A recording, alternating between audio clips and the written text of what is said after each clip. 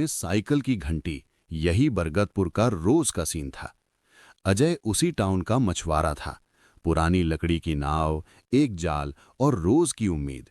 पर पिछले कई महीनों से नदी जैसे खाली रहने लगी थी। जाल उठता, पानी टपकता और मछलियां ना के बराबर। आज भी ऐसा ही हुआ। जाल में बस 2 छोटी मछलियां फंसीं। अजय ने उन्हें देखा और गुस्से में जाल किनारे पटक दिया। उसके हाथ ठंडे थे, पर माथे पर पसीना। घर लौटते वक्त उसके मन में एक ही डर घूम रहा था। आज भी कमाई नहीं हुई तो रात का खाना कैसे चलेगा।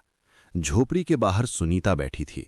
उसके सामने पुरानी सिलाई मशीन थी, जिसके पैडल की आवाज भी आजकल कम हो गई थी, क्योंकि कपड़े देने वाले ग्राहक भी घट गए थे।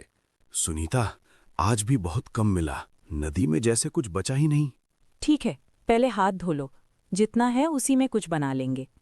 पर अजय, ऐसे कब तक चलेगा? अजय ने कोई जवाब नहीं दिया। अंदर से गुड़िया की आवाज आई, दूध आएगा क्या? सुनीता ने देखते हैं कहा, लेकिन उसकी आंखों में चिंता साफ थी। उस रात घर में चूल्हा जला, पर मन बुझा रहा। सुनीता ने हिसाब वाली छोटी डायरी खोली। किराया बाकी था, गुड़िया की फीस भी। बर्तन धोते धोते सुनीता ने फैसला सा कर लिया, अब कुछ बदलना होगा। पापा, स्कूल वाली मैडम बोल रही थी कि फीस जमा कर दो। दूंगा बेटा, बस कल जाल अच्छा निकले तो। अजय ने ये बात आदत में कही थी, यकीन में नहीं। सुनीता ने उसकी तरफ देखा और फिर धीरे से वही बात बोली जो कई दिन से उसके दिमाग में थी। अजय, रोज वही करने से अगर कुछ नहीं बदल रहा तो रास्ता बदलना पड़ेगा। मछली पकड़ना छोड़ नहीं रहे, लेकिन साथ में कोई और काम भी सोचो। अजय को बात चुभी, लेकिन सच थी। सुनीता ने एक सीधा सुझाव रखा, टोपला लेकर गलियों में सामान बेचना। मैं गली गली आवाज लगाऊं, लोग हंसेंगे। लोग हंसे या ना हंसे, हमें घर चलाना है। काम छोटा नहीं होता, हालात छोटे कर देते हैं। अजय ने अगले दिन पुराना बांस का टोपला निकाला। मंडी में जाकर थोड़ी बहुत चीजें उधार पर लें। रास्ते भर उसे लगा जैसे सब उसे देख रहे हैं। पहली गली में पहुंचकर उसकी आवाज नहीं निकली। फिर उसने हिम्मत की और धीमे से बोलना शुरू किया। कहीं 2 प्याज बिके, कहीं 1 नींबू। कई लोग उधार मांगते, कुछ कहते कल दे देंगे। अजय को पता था कि कल अक्सर लौटकर नहीं आता, फिर भी मजबूरी थी। अजय, तू ये क्या कर रहा है? मछली छोड़ दी थी? छोड़ा नहीं, बस काम बढ़ा रहा हूं। टोपला वाला काम शुरू में जितना छोटा लगा था, उतना ही भारी निकला। हर गली में अलग नियम था। कहीं लोग भाव काटते, कहीं उधार का रोना और कहीं सीधे कहते कि कल आना। एक दिन बाजार के पास महेश नाम का एक आदमी मिला, जो मोहल्ले में उधार देने के लिए मशहूर था। महेश ने अजय के टोपले की तरफ देखा और बोला, अजय, जरूरत हो तो बोल देना, मैं दे दूंगा। बस समय पर लौटा देना। नहीं, अभी जरूरत नहीं है, हम संभाल लेंगे। अजय ने इनकार कर दिया, लेकिन महेश की बात उसके दिमाग में रह गई।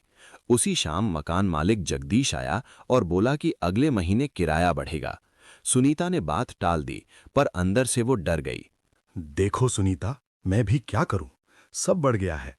अगले महीने से किराया बढ़ेगा। नहीं दे पाओ तो पहले बता देना। जगदीश भैया, हम दे देंगे, बस थोड़ा टाइम दीजिए। उस रात सुनीता देर तक सोई नहीं। उसने अजय से कहा कि शहर जाकर देखना चाहिए कि लोग किस चीज पर खर्च करते हैं। 2 हफ्ते बाद मंडी वाले ने उधार बंद कर दिया। अजय घर लौटा, टोपला जमीन पर रखा और बोला, बस अब नहीं हो रहा। सुनीता कुछ देर चुप रही, फिर बोली, चलो आज स्टेशन चौक चलते हैं, देखते हैं लोग क्या कर रहे हैं, क्या खरीद रहे हैं। स्टेशन चौक बरगदपुर की धड़कन था। शाम के बाद वहां चाय, चाट, अंडा रोल और कई तरह के ठेले लगते। उसी लाइन में एक जगह धुएं के बीच एक कढ़ाई चल रही थी और लोग प्लेट लेकर खड़े थे। सुनीता वहीं रुक गई। उसने देखा लोग बिना ज्यादा सोचे पैसे दे रहे थे, कई तो 2-2 प्लेट लेते। उसके दिमाग में एक बात आई, लोग स्वाद के लिए खर्च करते हैं अगर भरोसा हो। अजय, देखो, यहाँ लोग कितना मटन खा रहे हैं। हम सोचते कि लोग खर्च नहीं करते, लेकिन सही चीज मिले तो करते हैं। पर मटन बनाना आसान नहीं और पैसा भी चाहिए। मैं बनाऊंगी, तुम देखना। पहले घर में छोटा शुरू करेंगे और पैसे मैं अपनी बचत और कुछ चीजें बेचकर निकाल लूंगी। पर ये आखिरी मौका समझो। सुनीता ने अगले दिन 2 जगह जाकर पूछताछ की, कसाई के पास और किराने वाले के पास। कसाई ने कहा, अच्छा मटन महंगा मिलेगा, सस्ता मटन अक्सर पुराना निकलता है। अजय, हम शुरुआत में कम बेचेंगे, पर ऐसा नहीं कि सस्ता उठाकर जल्दी पैसा बना लें। पहले नाम बनेगा। ठीक है, पर अगर नुकसान हो गया तो? नुकसान हो भी गया तो ये हमारा फैसला होगा। किसी गलत चीज का सहारा नहीं लेंगे। रविवार की सुबह सुनीता ने मसाले भूनना शुरू किया। पहली बार घर में मटन की खुशबू फैली तो पड़ोस के लोग दरवाजे पर आ गए। सुनीता ने 3 प्लेट बनाई, टिफिन में पैक की। पहला ग्राहक राकेश था, जो रिक्शा चलाता था। उसने खाकर आंखें चौड़ी कर लीं। अजय भाई, ये तो स्टेशन चौक वाले से भी बेहतर है। कल भी मिलेगा? मिलेगा, अगर ऑर्डर रहेगा तो। ऑर्डर हो या नहीं, क्वालिटी वही रहेगी। बस पहले से बता देना। अगले 2 दिन में ऑर्डर बढ़ने लगे। अजय सुबह मछली पकड़ने जाता, पर अब उसका मन सिर्फ जाल में नहीं था। वो वापस आकर सुनीता की मदद करता। घर का माहौल पहली बार हल्का लगा।